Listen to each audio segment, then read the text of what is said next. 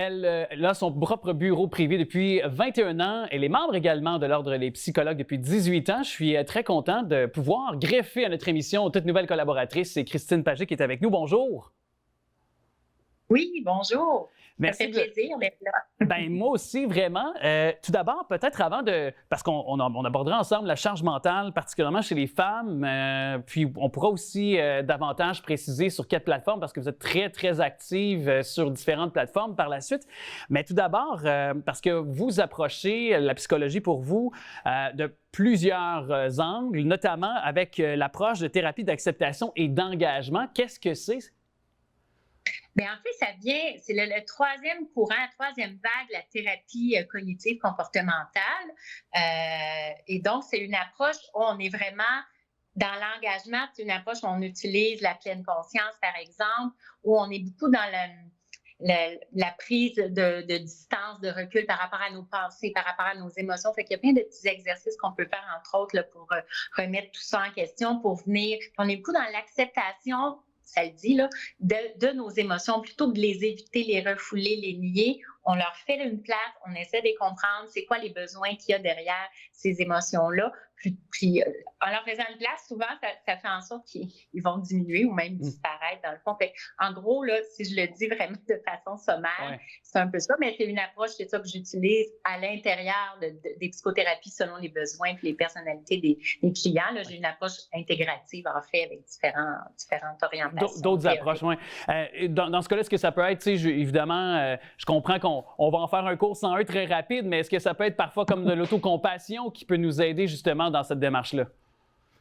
Bien, entre autres, c'est sûr que en prenant un recul puis une distance, ça permet aussi par exemple, de ne pas se dénigrer, de ne pas se dévaloriser par rapport à une erreur qu'on aurait faite, de diminuer sa culpabilité aussi, essayer de la comprendre, mais ensuite faire un recul pour la diminuer. Donc, oui, c'est sûr que l'autocompassion, l'acceptation de soi, hein, tout à fait. On est dans l'acceptation, en fait, finalement. Oui, je comprends. Et là, pour cette première conversation ensemble, Christine Pagé, je sais que vous vouliez aborder donc la charge mentale chez les femmes. Tout d'abord, qu'est-ce que c'est, cette charge mentale chez les femmes, pour le préciser aux gens qui nous écoutent? Oui, hein, c'est ça, on en entend beaucoup parler dans les dernières années. La charge mentale, c'est vraiment cette espèce de fardeau invisible qu'on porte sur nos épaules et qui, dans notre cerveau, dans nos pensées, fait en sorte qu'on est rarement dans le moment présent. Hein. Pendant qu'on est au travail, on pense à je ne dois pas oublier d'acheter du lait à l'épicerie, prendre rendez-vous chez le dentiste pour mon enfant. Toujours en train de jongler avec toutes sortes d'idées qui nous hantent. Puis des fois, on est à la maison, puis j'ai oublié de faire ça au travail, faut pas que j'oublie d'appeler un tel. Fait qu'on est comme constamment sollicité cognitivement, mentalement, donc plutôt que juste être au moment présent puis vivre ce qu'on a à vivre. Fait que c'est souvent une charge. 85% des familles, c'est la femme qui porte cette charge de tout organiser et planifier dans la maison. Oui, ça n'a pas vraiment changé avec les années ou les décennies. Hein. Je pense que effectivement, les femmes ont encore beaucoup, beaucoup de pression du quotidien auprès des enfants, justement. Là, vous l'avez bien évoqué. Mais qu'est-ce qu'on peut faire? Comment aider les femmes, justement, pour tenter d'alléger leur quotidien, tenter de leur trouver des outils, des mécanismes pour alléger, disons, leur fardeau, je vais le dire comme ça, entre guillemets, là? Avant tout, il faut prendre conscience qu'on porte cette charge mentale, puis on va pas le nier, là, on porte tous, les hommes aussi d'ailleurs. Souvent, les hommes, c'est plus au travail qui vont porter la charge mentale. On en porte tous une. Le danger, c'est d'avoir une surcharge mentale qui nous amène différents symptômes qui peuvent aller vers l'anxiété, le burn-out, la dépression, l'épuisement, tout ça. Donc, il faut éviter ça. Fait qu'il faut en prendre conscience. Quand elle devient trop lourde, notre charge mentale, de dire, OK, là, je m'arrête. Qu'est-ce que je fais avec ça? Je parlais de recul tantôt, mais c'est encore là qu'on prend un pas de recul. On essaie, c'est sûr, par l'organisation, la planification, déléguer. Hein, c'est quelque chose que les femmes ont parfois de la difficulté à faire, c'est-à-dire déléguer. C'est pas juste dire à son conjoint de passer la balayeuse, puis après de regarder ce qu'il a bien fait ou de lui dire d'aller faire l'épicerie, mais de tout contrôler, s'il a acheté les bonnes choses, puis les repas et tout. C'est vraiment délégué de A à Z, 100%. C'est comme si la tâche, elle n'existe plus dans notre cerveau une fois qu'on a délégué.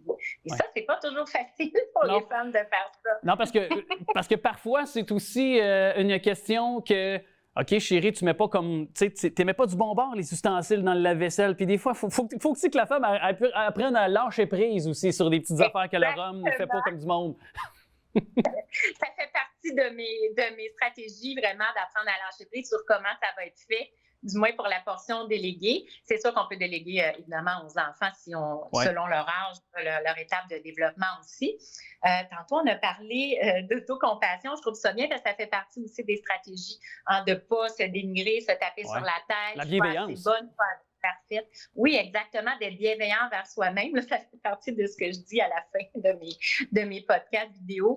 D'être bienveillant, moi, je dis de se traiter comme on traite notre meilleur ami. Hein? Fait que si notre meilleure amie nous avoue quelque chose, qu'elle a fait une erreur, bon, peu importe, on va être bienveillant, on va être à l'écoute, on va être empathique, mais on doit se traiter comme ça aussi quand on n'a pas réussi à faire la to-do list de la journée, par exemple. Oui, mais en même temps, je me dis, puis là, on est là pour, évidemment, un peu faire l'avocat du diable, mais c'est aussi à la femme, à la personne de s'affirmer aussi. Je pense qu'à un moment donné, il faut que tu nommes les choses. Il ne faut pas non plus toujours être dans un état d'insatisfaction, mais si tu n'as pas pris la peine de t'affirmer et de nommer les choses, je pense qu'à un moment donné, il y a un bout de chemin à faire aussi pour la propre personne, non?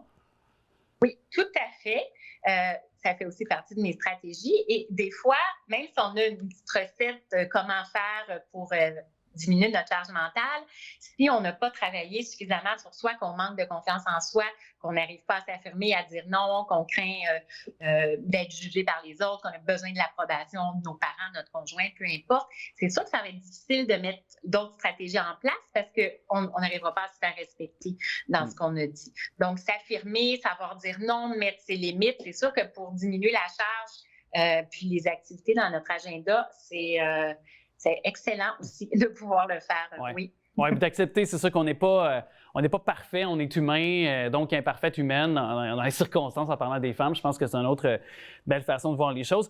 Il nous reste peu de temps, Christine Pagé, mais je veux quand même qu'on mentionne, vous avez évoqué là, notamment, je pense, votre balado, là, il y a tout juste quelques instants. Vous avez effectivement donc un balado, un groupe Facebook privé, une chaîne YouTube aussi, si les gens veulent avoir une continuité à notre conversation. Oui, tout à fait. Donc, en écrivant Christine Pagé, la psy en ligne, autant c'est ça pour le podcast, qui est pas mal sur toutes les plateformes de podcast, sur la chaîne YouTube, c'est toujours Christine Pagé, la psy en ligne. Le groupe Facebook, c'est Alléger votre charge mentale. C'est le nom du groupe. Il faut faire une demande pour joindre le groupe. Là, c'est un groupe privé. Sinon, mon site web, christinepagé.ca, tout simplement, tout se retrouve là aussi. Là. Donc, on a peut-être justement un sujet de charge mentale et d'autres sujets évidemment liant la psychologie.